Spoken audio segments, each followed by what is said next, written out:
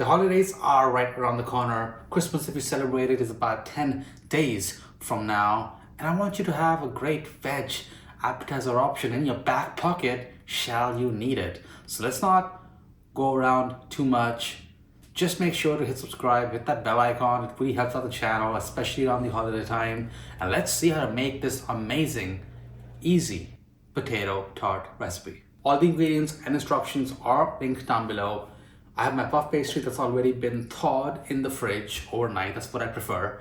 And you want to first start by working on your potatoes. This is a russet potato, and I'm going to use my spiralizer and the slicer option to really just cut them up into basically swirls. That's what I like to call them, swirls. And well, you can break them into smaller pieces, but you can really just work with it just as is. We're going to season these potatoes with 3 spices: cayenne, garlic powder, onion powder. Increase or decrease the cayenne for your specification, for your taste. And if you don't like spice, try substituting it with paprika instead. Then add some molten butter as well. And then just really massage those potatoes, get those spices all around and underneath those potatoes. Set that aside for now. Now here's some garlic. I'm gonna add some butter, microwave that for a couple of seconds, and you have a quick garlic butter. We're gonna use that to brush the pastry, but set that aside for now. In the meanwhile, we have our ricotta mixture, and this is gonna be the base and the bed for the potatoes to lie on. We're gonna add some more hop into that ricotta by adding some maple syrup into it. Now ricotta is already kind of sweet, and that maple will just help to kind of accentuate and exaggerate those flavors. And then that lime juice is gonna cut through the spice of the potatoes and that sweetness and just add a nice umami to the dish. You just need to give it a quick mix, taste it, and then adjust it to your liking. Now, fresh herbs. I'm using some sage and some rosemary. For sage, the best way to chop it is like Snoop Dogg. Just stack up the leaves, biggest to the smallest, roll it up tightly, and then slice away. And then pluck the leaves off your rosemary herb and just chop that up. Now, puff pastry is rolled out on my baking sheet. Yeah, there are 2 layers of parchment paper, one that came with the actual puff pastry, but I always like to have an extra layer just for an easy cleanup, especially during the holidays. Now you wanna imagine a 1 to 1.5 inch boundary around the pastry where you will not put the ricotta.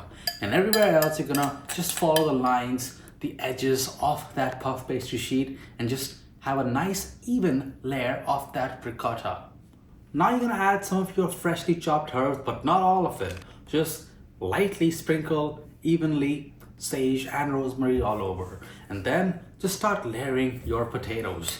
Try to get some lift on those potatoes. Try not to layer all the potatoes completely flat. The different heights and the way that you layer the potato will affect the edges that are crispy versus soft. It's gonna add a nice, fun randomness to this tart. Try to keep one even layer though. Don't stack potatoes over each other to make 2 layers. That's just gonna make cooking it much harder. Then you're gonna start folding the puff pastry and just create edges on each side. So go ahead and fold it nicely. And I will just top those potatoes with salt and freshly crushed pepper. And then brush some of that garlic butter from earlier along the edges.